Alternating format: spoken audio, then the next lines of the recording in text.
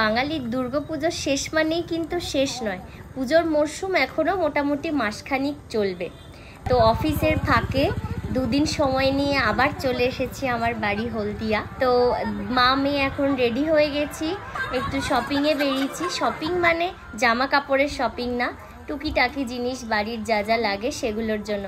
মায়ের একটা জামা পরে নিয়েছি, পুরো আমাকে মায়ের মতনই দেখতে লাগছে। তো এটা আমাদের টাউনশিপের সবজি মার্কেট। পুজো কালী পুজোর সময় একটু হালকা হালকাই বাজার বসেছে। মাটন নিয়ে, সবজি নিয়ে এখন এই গোপুর জামা কাপড় দেখছি, কেন কি প্রত্যেক পুজোতে ওকে তো আমাকে নতুন জামা দিতেই হয়।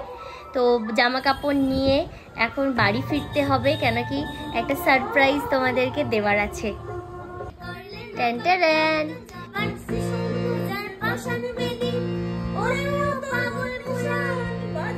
ছোটবেলায় 5টার সময় মা আমাকে রেয়াজে বসিয়ে দিত।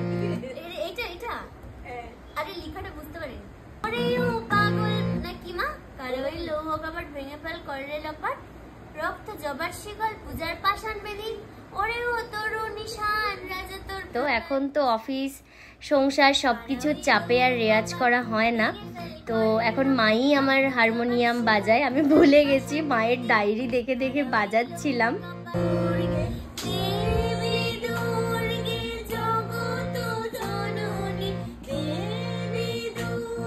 তো যাই হোক, সবাই ভালো থেকো, টাটা বাই, আবার দেখা হবে।